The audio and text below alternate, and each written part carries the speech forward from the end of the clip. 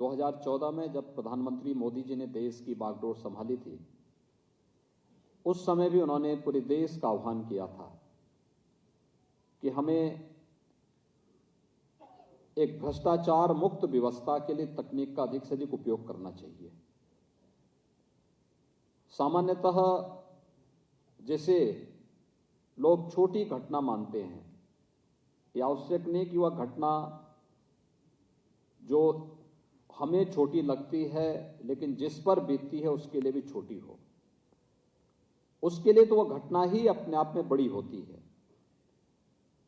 और इसलिए अपनी समस्या के समाधान करने के लिए व्यक्ति को क्या क्या नहीं करना होता है, इन सभी परेशानियों को ध्यान में रख करके और प्रधानमंत्री मोदी जी की प्रेरणा से प्रदेश ने विगत 5 वर्ष के दौरान तकनीक का अधिकाधिक उपयोग करके हुए प्रदेश के 24 से 25 करोड़ लोगों के जीवन में कुछ व्यापक परिवर्तन लाने की जिस एक अच्छी मंशा से कार्य प्रारंभ किया, आज उसका परिणाम भी जीवन के प्रत्येक क्षेत्र में देखने को मिल रहा है। और अपने उन सभी पेंशन धारकों के लिए जो इस समय पेंशन प्राप्त कर रहे हैं या जिन्हें पेंशन प्राप्त करना है, इन सभी के लिए आज ई पेंशन पोर्टल इसी प्रक्रिया का एक हिस्सा है जिससे आपके जीवन को और सरलीकरण किया जा सके।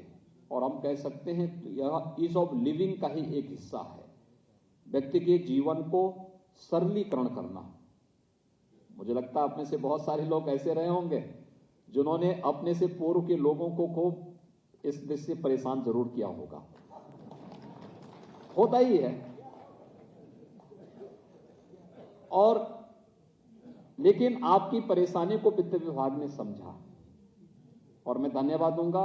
मैं खन्ना जी से ही पूछ रहा था, मैंने कहा भी आपका तो रिटायरमेंट का समय तो नहीं आया अभी, तो उन्होंने कहा कि नहीं, मेरा रिटायरमेंट का समय तो 75 साल है, अभी काफी समय है।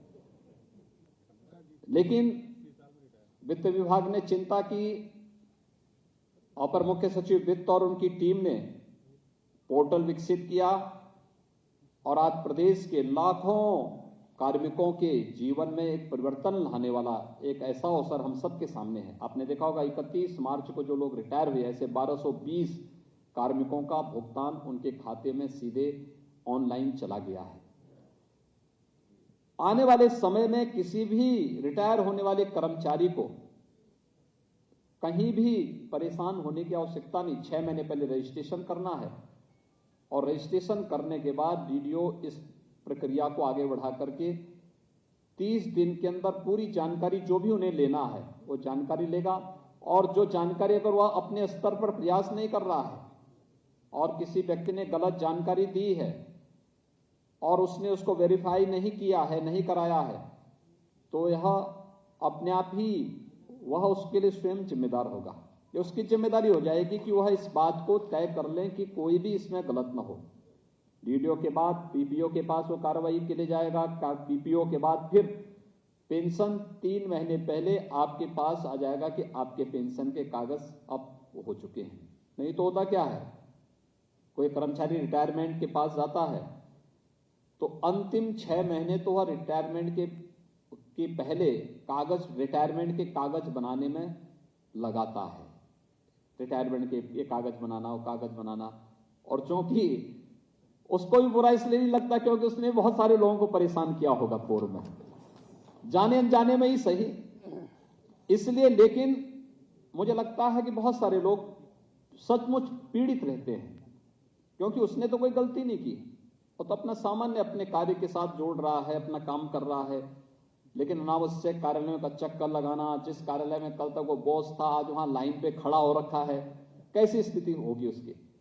आपकी इस पूरी परेशानी को समाधान करने का एक माध्यम बनाया है यहां पर वित्त विभाग ने। और अभी तो यह उत्तर प्रदेश शासन के कर्मचारियों के लिए व्यवस्था लागू की गई है, लेकिन साथ साथ अभी पुलिस विभाग को और अन्य जो विभाग इससे नहीं जुड़ पाए हैं वे विभाग भी इस प्रक्रिया के साथ अगर जुड़ेंगे तो आने वाले समय में लाखों लोग इस योजना का लाभ प्राप्त करेंगे और पेंशन के लिए किसी को भी भटकना नहीं पड़ेगा। मैं इसके लिए सबसे पहले आपको हृदय से बधाई देता हूं और अपनी शुभकामनाएं देता हूं। दूसरा सबसे बड़ी बात जो यहाँ पर इसकी जो उपलब्धता, वो इसकी जो सबसे अच्छी बात वो है कि कॉन्टैक्ट लेस है। आपको कहीं जाना नहीं, ऑनलाइन रजिस्ट्रेशन करना है, सारी प्रक्रिया ऑनलाइन होगी।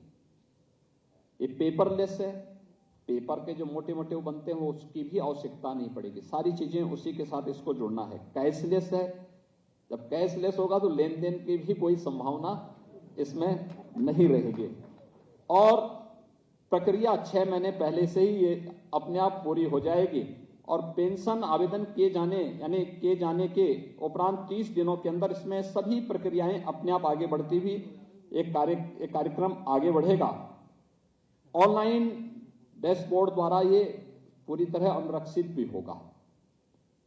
इसके अलावा और भी अन्य तमाम प्रकार की उन उपलब्धियों से भरा हुआ यह एक सुविधा आज प्रदेश के अंदर उपलब्ध कराई जा रही है और उत्तर प्रदेश पहला राज्य होगा जिसने अपने पेंशन धारकों को यह सुविधा उपलब्ध करवाने की कार्रवाई किया है। इसलिए भी मैं उत्तर प्रदेश के सभी पेंशन धारकों को और जो कार्मिक आने वाले समय में पेंशन लेंगे उन सबको मैं इस अवसर पर हृदय से बधाई देता हूं, अपनी शुभकामनाएं देता हूं। भाइयों बहनों, जो यहां पर हमारे संचालक बोल रहे थे कि हमारे जो पेंशन भोगी हैं ये लोग आने वाले समय में कैसे वो करेंगे, मुझे लगता है कि पेंशन आपने सरकार के साथ जो एग्रीमेंट किया है उस एग्रीमेंट के क्रम में ये पेंशन आपको प्राप्त हो रही है। जो आपने यहां पर कार्य किया है वो कंट्रीब्यूशन कर्मचारी का भी होता है, स्टेट का भी होता है, तो आपको मिल रहा है एक कर्मयोगी के रूप में जो योगदान आपने दिया है, तो आप पेंशन भोगी नहीं, पेंशन योगी के रूप में ही आपका सम्मान इस रूप में होना चाहिए, क्योंकि आपने जो योगदान दिया है उस योगदान के प्रति शासन और आपके स्वयं के कंट्रीब्यूशन का प्रतिफल आपको प्राप्त हो रहा है और यह सचमुच उसी रूप में हमें आगे भी बढ़ाना चाहिए। क्योंकि आपने देखा होगा कि जो वित्त विभाग ने दिया है अंत में योगक्षेम वया महम, यह भाव ही हमारा होना चाहिए और यह कल्याणकारी भाव जब भी व्यक्ति के मन में होगा, समाज के मन में होगा, लोक के मन में होगा, तो उसका आगे का जीवन उतना ही सुखद और उतना ही प्रसन्नचित्त होगा। देखिए, हमें हमेशा अच्छी और सकारात्मक सोच के साथ आगे बढ़ना होगा। अच्छी और सकारात्मक सोच व्यक्ति को एक नई ऊर्जा से ओतप्रोत करता है, उसके जीवन में खुशहाली लेके आता है। नकारात्मक सोच व्यक्ति को अवनति की ओर लेके जाता है, लेकिन सकारात्मक सोच व्यक्ति को उन्नति की ओर लेके जाता है। जो व्यक्ति सोचता है कि ये गलत है, हर जगह उसको गलत ही दिखाई देता है, हर जगह उसको खामी ही दिखाई देती है, हर जगह बुराई ही दिखाई देती है, तो वह व्यक्ति कभी भला नहीं कर सकता, न स्वयं का भला कर सकता है, न समाज का, न लोक का। अच्छी सोच, अच्छा देखना, अच्छा सोचना, अच्छा करना और अच्छी सकारात्मक भाव के साथ आगे बढ़ने की व्यवस्था करना। अब अपने जीवन के अनुभव का, जिसने किसी भी क्षेत्र में काम किया है, उसमें से बहुत सारे लोग होते हैं जिनकी बहुत सारी सेवाएं हमें शासन में भी लेनी होती है। बहुत सारे लोग ऐसे हो सकते हैं जो समाज के लिए अपने वानप्रस्थ जीवन के इस अमूल्य कालखंड का उपयोग समाज के लिए कुछ रचनात्मक करने में भी कर सकते हैं, क्योंकि आपके पास एक लंबा अनुभव होता है। कोई भी पेंशन धारक होता है, उसके पास जीवन का 35 से लेकर 35-40 वर्ष का एक लंबा अनुभव होता है और ये लंबा अनुभव ही वास्तव में व्यवहारिक ज्ञान है। आपने जैसा जीवन जिया है, लोगों को उसके अनुरूप बनाने और उसके अनुरूप उन समस्याओं से, उन चुनौतियों से बचाने के लिए सही उपाय आप दे पाएंगे, उनको बता पाएंगे कि देखिए इस समस्या का समाधान इस रूप में हो सकता है। हम देखते हैं बहुत सारे ऐसे कर्मचारी होते हैं जिन्होंने लंबा समय एक पटल पर एक कार्य के साथ आगे बढ़ाया है और जब अपना प्रेजेंटेशन, अपना अनुभव बताते हैं तो अनुभव वर्तमान के लिए और आने वाली पीढ़ी के लिए अत्यंत उपयोगी हो जाता है। अलग अलग क्षेत्र से जुड़े हुए लोग इस क्षेत्र में जुड़ सकते हैं और उससे लाभान्वित हो सकते हैं। और मेरा आप सबसे यही आग्रह होगा, जितने भी हमारे सीनियर सिटीजन्स हैं, कि जीवन में नकारात्मकता को कोई स्थान मत दीजिए। अपने जीवन को अपने तरीके से प्रफुल्लित होकर के जीने की हमें एक नई आदत डालनी पड़ेगी और अपने को अधिकाधिक समाज के लिए उपयोगी बनाना होगा। याद रखना कि भारत की आश्रम की पद्धति ने जीवन को 4 भागों में विभाजित किया है। एक सबसे पहला ब्रह्मचर्य आश्रम का, यानी ब्रह्मचर्य आश्रम का मतलब व्यक्ति को जब ज्ञान की साधना में लीन होना है। 25 वर्ष तक की आयु को माना है, ठीक है। हमने बालिग की उम्र वर्तमान में 18 वर्ष की है। व्यक्ति 18 वर्ष के बाद, 20 वर्ष के बाद, 22 वर्ष के बाद सरकारी नौकरी में या निजी क्षेत्र की नौकरी में आ जाता है। लेकिन 25 वर्ष तक की आयु ये माना गया कि व्यक्ति को सीखने जानने का एक अवसर मिलना चाहिए, उचित अवसर मिलना चाहिए, जिससे वह समाज पर निर्भर होकर के स्वयं के लिए लेता है। लेकिन 25 वर्ष के बाद फिर 25 से 50 वर्ष का आश्रम एक सदगृहस्थ की दृष्टि से गृहस्थ आश्रम के लिए होता है। गृहस्थ आश्रम का मतलब उसने 25 वर्ष समाज से लिए हैं, समाज के योगदान से वो आगे बढ़ा है। समाज का मतलब माता पिता का भी योगदान है, अभिभावक का भी योगदान है, तो भी वह समाज का योगदान कहीं ना कहीं उसमें प्रत्यक्ष रूप से जुड़ती है। लेकिन अब 25 वर्ष, ये 25 वर्ष जो शेष आगे के हैं अभी, इन 25 वर्षों में उस व्यक्ति को अपने गृहस्थ आश्रम का मतलब उसने जो 25 वर्ष समाज से लिए थे, अब इन 25 वर्ष में वह अपने को पैरों पर खड़ा होने की आदत डाले, स्वावलंबन का जीवन स्वयं गुजर बसर करने की तैयारी करें और इन 25 वर्षों के लिए अपनी आजीविका के लिए मेहनत करेगा, परिश्रम करेगा, मेहनत करेगा। 25 वर्ष वानप्रस्थ के, वानप्रस्थ का मतलब आधा जो कुछ बच गया है गृहस्थ आश्रम का, उसको पूरा करने के साथ साथ समाज के लिए भी कंट्रीब्यूशन के लिए अपनी तैयारी करना। भाई जैसे 25 साल आपके ब्रह्मचर्य आश्रम के बताए, ज्ञान अर्जन के बताए गए हैं, उन 25 वर्ष आप ज्ञान अर्जन में ही नहीं लगाते। अब 20 से दिनचर्या शुरू करते हैं, 18 वर्ष की उम्र में ही शुरू कर देता है, कोई 20 साल में, कोई 22 साल में, कोई 23 साल में, तो वह इधर भी उसने कुछ बोनस में उसने लेना शुरू कर दिया गृहस्थ आश्रम का। अभी से वह स्वावलंबन की ओर अग्रसर हो रहा है। तो ऐसे ही वानप्रस्थ का होता है, गृहस्थ आश्रम का बचे हुए कार्यों को भी हम संपादित करने के साथ साथ समाज पर आश्रित होने का, समाज पर आश्रित नहीं बल्कि समाज को भी खड़ा करने के लिए हम आगे बढ़ते हैं। आपका यह समय पूरी तरह वानप्रस्थ का होगा, सीनियर सिटीजन्स का यह समय वानप्रस्थ का होता है। अपने पारिवारिक दायित्व का निर्वहन करते हुए भी हम समाज के लिए भी कुछ योगदान दे सके। अलग अलग क्षेत्र में अलग अलग व्यक्ति दे सकता है, कोई शिक्षा के क्षेत्र में दे सकता है, कोई स्वास्थ्य के क्षेत्र में दे सकता है, कोई गांव में गरीब कल्याण के क्षेत्र में दे सकता है। शासन की योजनाओं से आप जुड़े रहे हैं तो शासन की योजनाओं का लाभ गांव के लोगों को भी उपलब्ध करवाने में अपना योगदान दे सकते हैं, मोहल्ले के लोगों को दे सकते हैं, स्वच्छ भारत अभियान के साथ जुड़ सकते हैं, या जल संरक्षण के क्षेत्र में कार्य के साथ जुड़ सकते हैं, बेटी बचाओ बेटी पढ़ाओ के साथ हम जुड़ सकते हैं। शासन की विभिन्न योजनाओं का लाभ देने में भी हम अपना योगदान दे सकते हैं।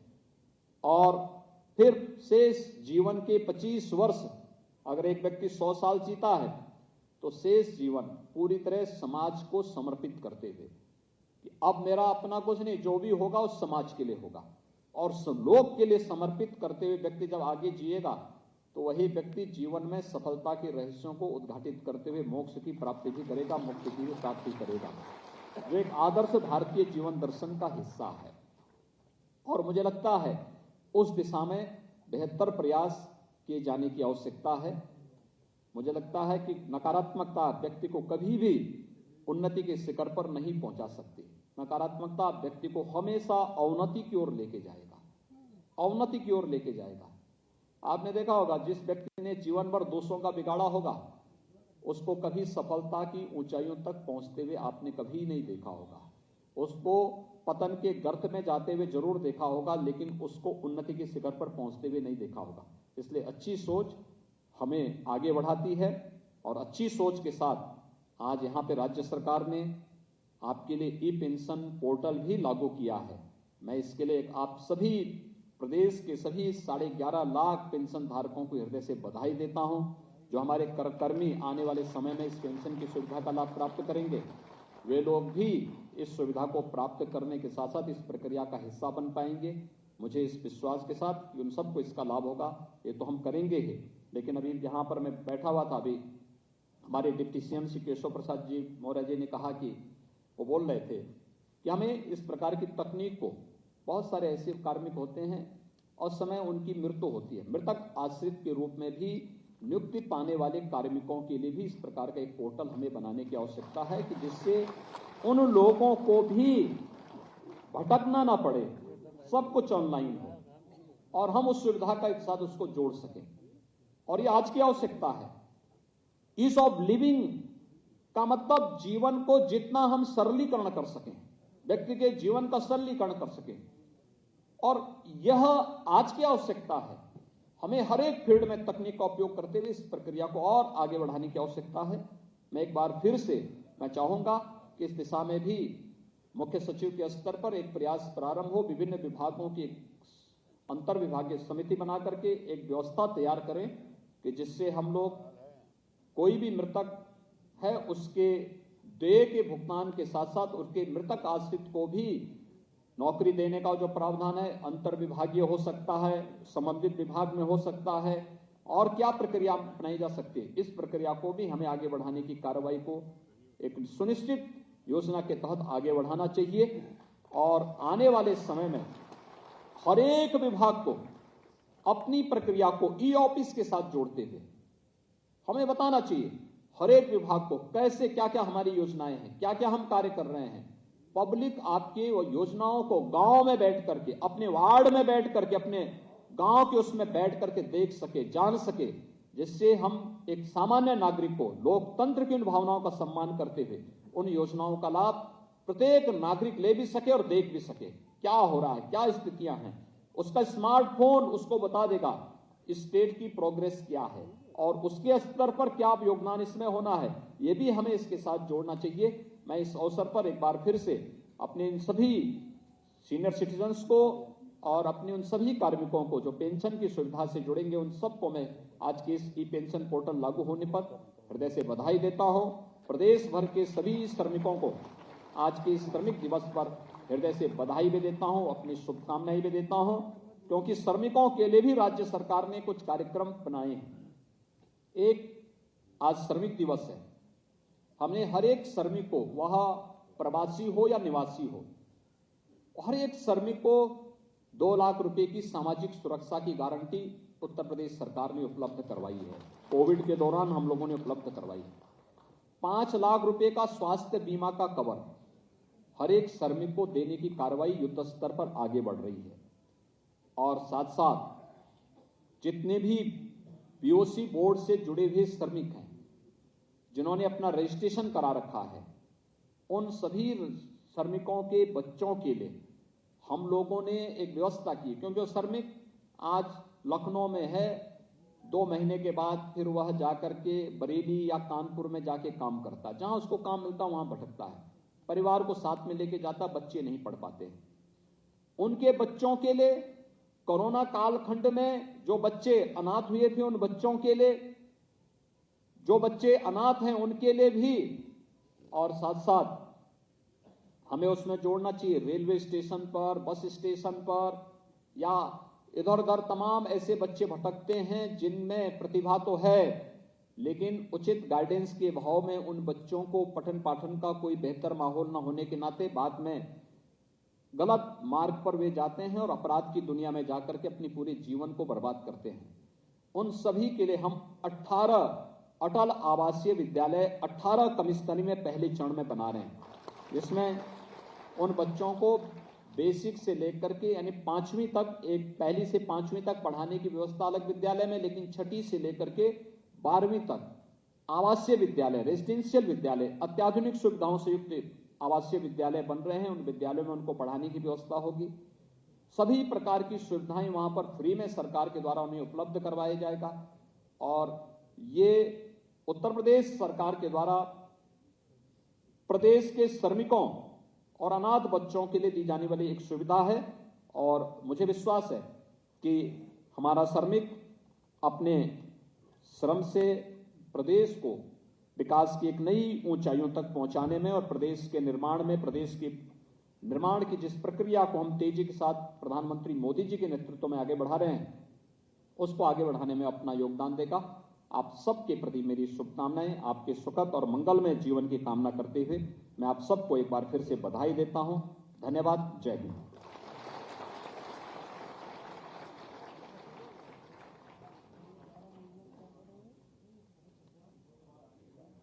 मुख्यमंत्री महोदय, धन्यवाद। माननीय मुख्यमंत्री महोदय, आपका मार्गदर्शन इसी प्रकार सबको मिलता रहे और आपका उद्बोधन न सिर्फ सभागार में बैठे लगभग आते हैं। इस वक्त की बड़ी खबर, सीएम योगी ने किया ई पेंशन पोर्टल का शुभारंभ। ई पेंशन पोर्टल का शुभारंभ किया है मुख्यमंत्री ने।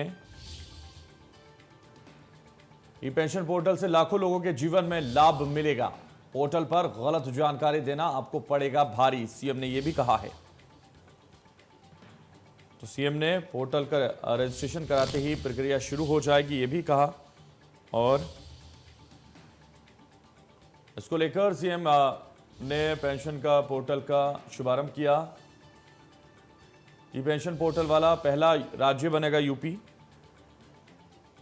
ई पेंशन पोर्टल से लाखों लोगों के जीवन को लाभ होगा। तो लाखों लोगों के जीवन में फायदा इससे होगा। और ई पेंशन पोर्टल का रजिस्ट्रेशन करके उसका भुगतान करना होगा। रिटायरमेंट से 6 महीने पहले करना होगा आवेदन। ई पेंशन पोर्टल वाला यूपी पहला राज्य बना है।